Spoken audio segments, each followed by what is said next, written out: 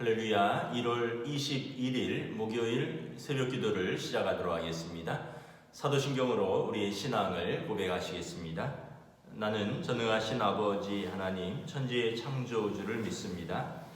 나는 그의 유일하신 아들 우리 주 예수 그리스도를 믿습니다.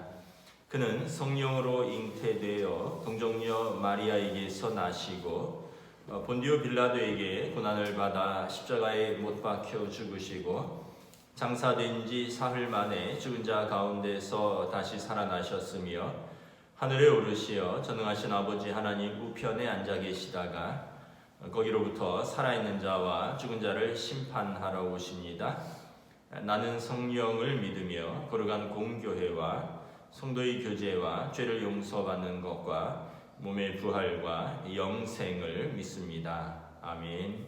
327장 찬양하시겠습니다. 327장입니다.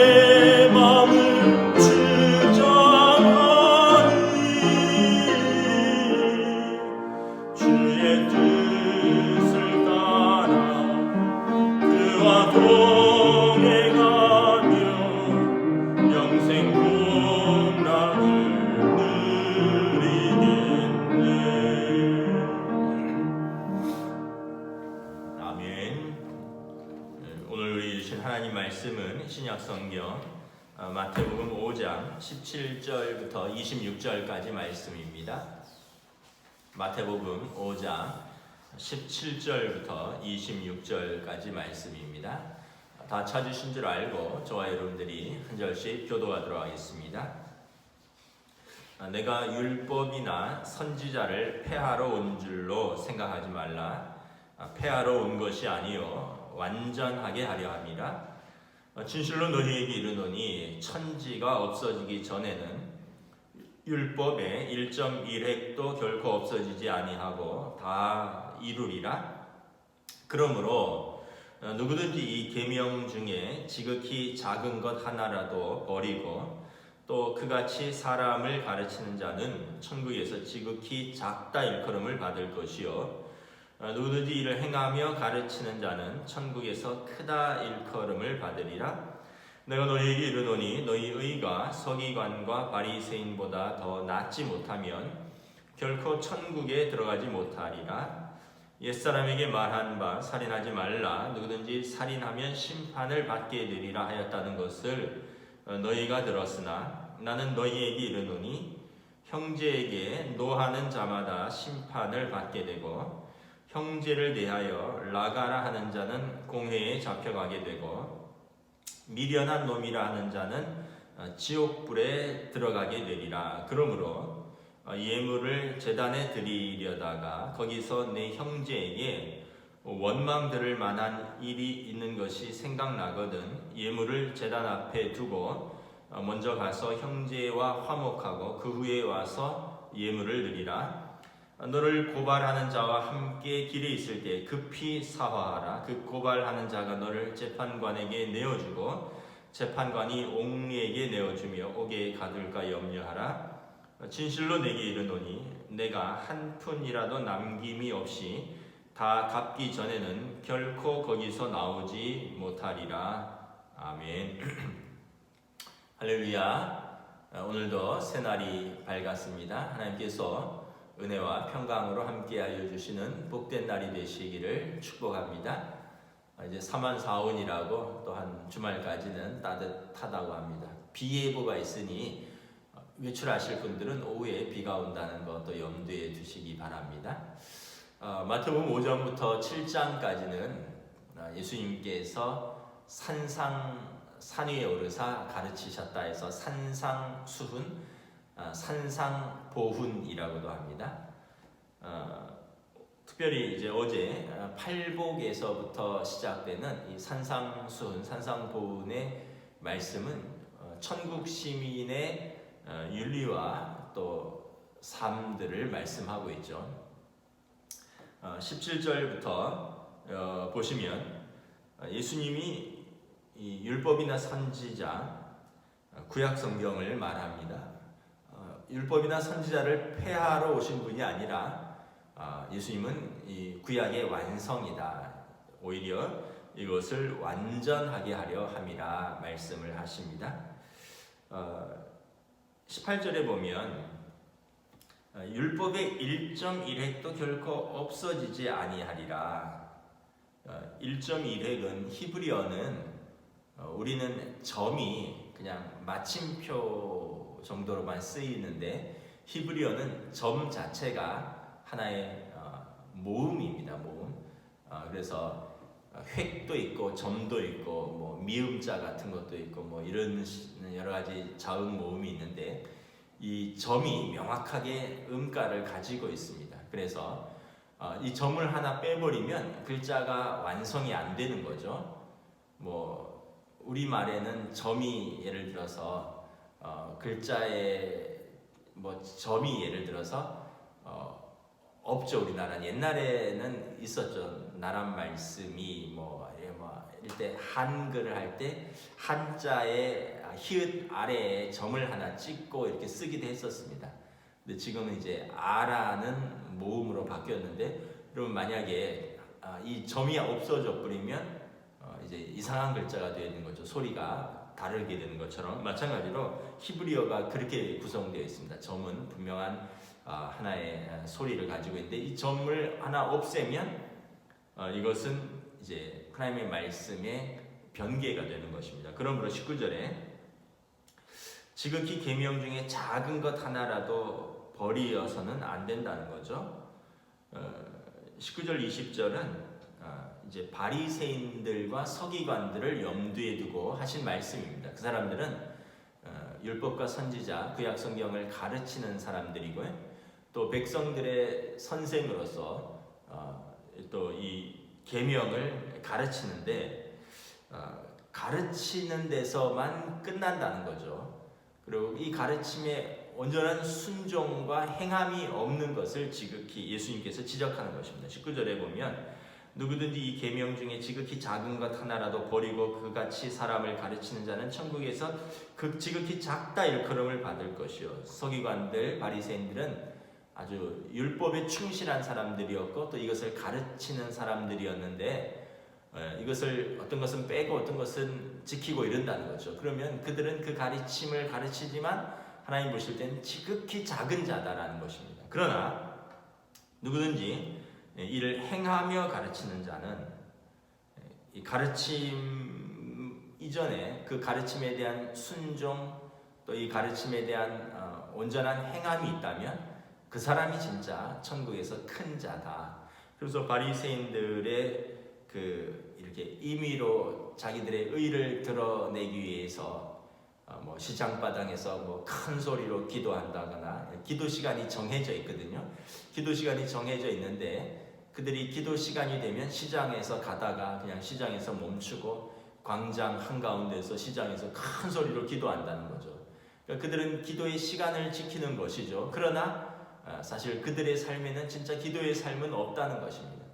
그래서 그들은 다 지키는 것 같지만 사실은 하나님 보실 때는 지극히 작은 자에 불과하다는 것입니다. 그러면서 20절에 예수님께서 말씀하죠. 너희들은 그들의 의보다 나아야 된다라고 말씀을 하십니다. 사람들이 깜짝 놀라겠죠. 아니 저렇게 철저하게 율법을 지키는 저 사람들보다 우리가 어떻게 의가 나을 수 있겠느냐. 예수님이 하시는 말씀은 뭐냐 하면 율법의 그 계명을 문자적으로 지키는 것, 바리새인들을 말씀하는 거죠. 서기관들 말씀하는 거죠. 문자적으로 지키는 것도 중요하지만 더 중요한 것은 그 율법을 주신 그 목적과 의도, 이 정신을 알고 지켜야 된다는 것입니다. 이 율법의 문자적인 것만 지키는 게 아니라 율법에 그 주님이 하나님께서 주신 그 율법을 주신 정신, 그 마음을 잘 지켜야 한다는 거죠. 예를 들려서 21절에 옛사람에게 말한 바 살인하지 말라. 누구든지 살인하면 심판을 받게 되리라 한다는 것을 너희가 들었으나 율법은 살인하면 사람을 죽이면 심판을 받는 것입니다. 그래서 구약 성경에 보면 이는 이로 눈은 눈으로 살인은 이제 생명을 해하면 생명으로 갚는 것입니다. 그런데 예수님은 그 율법의 의도와 정신을 말하죠. 22절에 보면 나는 너희에게 이르노니 형제에게 노하는 자마다 심판을 받게 된다. 하나님 보실 때 실제로 안 죽였어도 우리 안에 그 분노의 마음이 일어나면 이미 마음으로는 사람을 죽인 것과 똑같다는 것입니다. 살인은 행위이고 이 분노의 감정은 이미 우리의 마음의 살인이라는 거죠. 여러분 누구 미우면 분노의 감정이 일어나면 진짜 어떻게 보면 악하지 않거나 아니면 행위로 옮기지 않을 뿐이지 마음으로는 벌써 여러 번 죽이지 않습니까? 예수님께서 그것을 말씀하는 것입니다. 율법에 문자적으로 지키는 그 의보다 사실은 너희들의 마음, 생각을 붙들어야 된다. 지켜야 한다. 하나님께서 왜 그런 율법을 주셨을까? 그 정신까지도 생각을 해야 된다. 그러면서 형제에 대하여 라가라 하는 자는 공회에 잡혀가게 되고 미련한 놈이라 하는 자는 지옥불에 들어가게 되리라. 우리가 생각할 때 악한 행동, 또 어떤 법을 어기고 남에게 직접적인 위해를 가할 때 공회에 잡혀가고 또 지옥불에 던져질 것 같지만 예수님은 말씀하는 거예요. 형제에 대해서 라가라고 하는 거, 욕입니다. 욕. 우리말로 하면 병신, 미련한 놈, 어리석은 자식, 지옥불에 들어가게 되리라.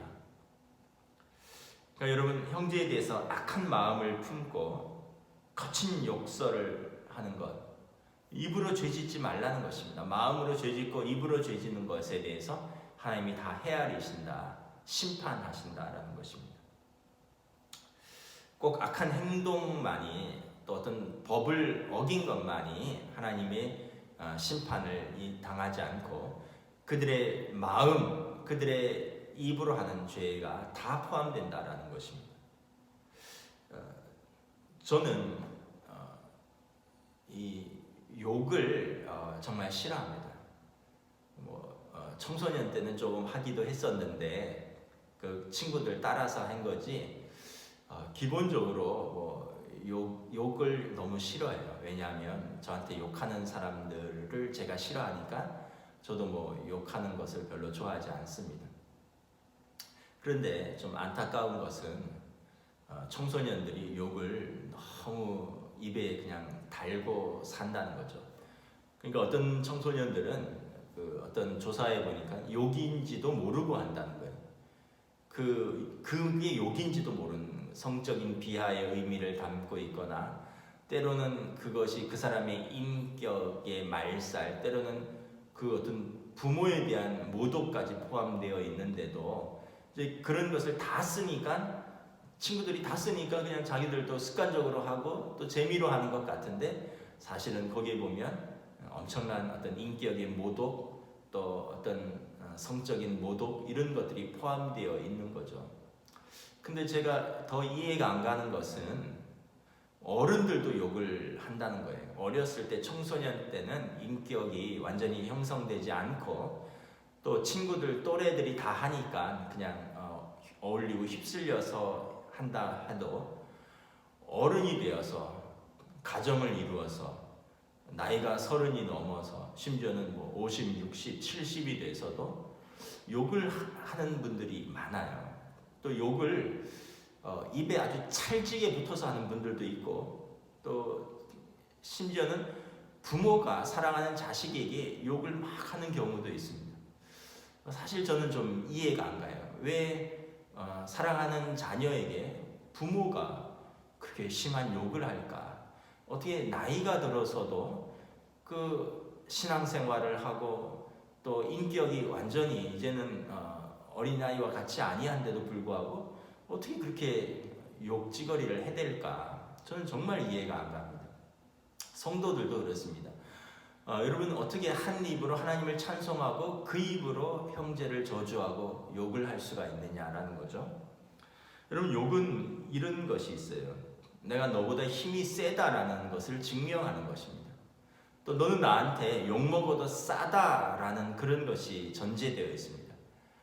욕은 그 사람의 인격과 삶을 부정하고 모독하는 것입니다. 여러분 그래서 욕하는 분들은 회개하셔야 됩니다. 욕을 거둬들이셔야 돼요. 여러분 그 입으로 찬송하지 않습니까? 여러분 제발 저는 다른 것도 우리가 고쳐야 할 것이 많지만 십자가를 통과한 사람으로서 예수 그리스도와 더불어 사는 사람으로서 여러분 입술만 좀 잘 지키셔도 우리 삶이 훨씬 거룩해질 것입니다. 이런 입술의 분노와 또 저주로 인해서 얼마나 많은 상처를 주는지를 모릅니다.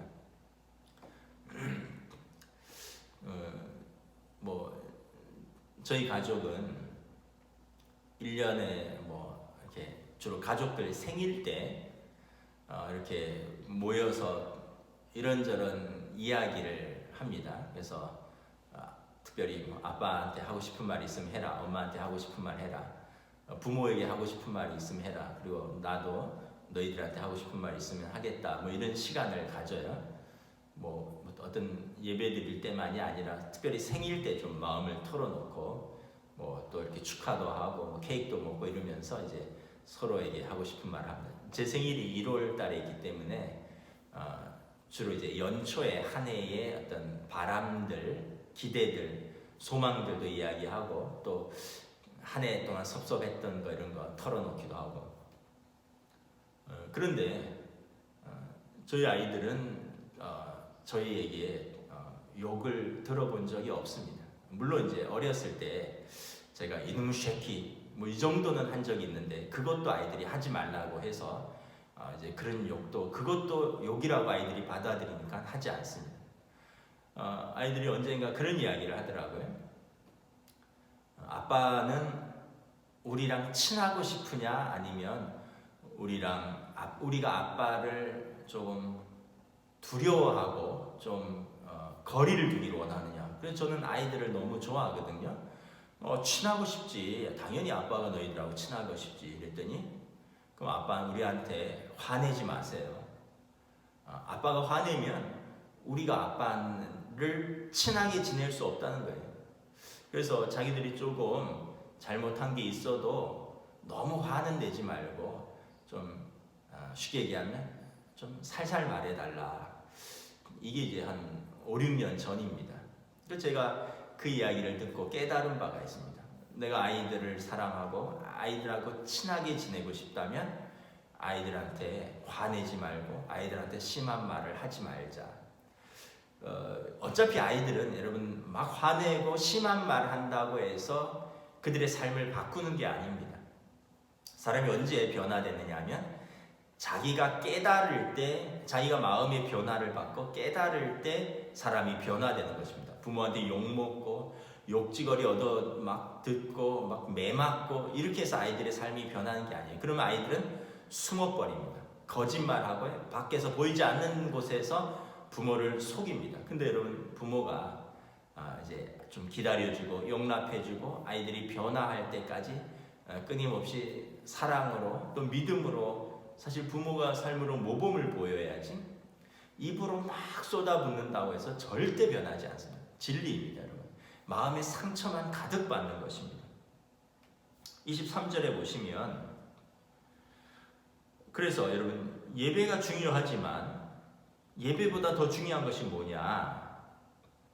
형제와 화목하고 드리는 예배라는 것입니다. 23절에 그러므로 예물을 제단에 드리려다가 거기서 내 형제에게 원망 들을 만한 일이 있는 것이 생각나거든 예물을 제단 앞에 두고 먼저 가서 형제와 화목하고 그 후에 가서 예물을 드리라. 여러분, 예배는 중요하지만 하나님 기뻐하시는 예배는 뭐냐면 형제와 화목한 후에 드리는 예배라는 거예요. 여러분, 막 마음에 분노가 막 이렇게 가득 찬 상태에서 드리는 예배를 어찌 하나님이 기뻐 받으시겠느냐라는 것입니다. 마음에 분노가 가득 차면 뭐예요? 마음으로 살인한 자라 그랬잖아요. 여러분, 입으로 막 욕설을 쏟아놓은 그 입으로 막 찬양을 한다면 어떻게 하나님이 그 입술의 찬양을 기뻐 받으시겠느냐라는 것입니다. 가인의 예배를 생각을 해보시면 알죠. 가인의 예배, 아벨과 가인의 예배를, 하나님이 왜 가인의 예배를 받지 않으셨느냐? 가인의 삶 자체가 예배의 삶이 아니었기 때문에 그렇습니다. 당장 여러분, 가인이 아벨과의 예배에서 하나님이 자기의 예배를 받지 않으신다는 것에 안색이 변하잖아요.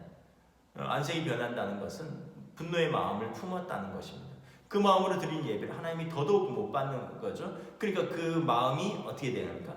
이제 들판에 혼자 있을 때 동생을 쳐 죽이는 걸로 나타나는 거죠. 그러니까 여러분, 우리의 마음, 입술을 다 지켜야 되는 겁니다.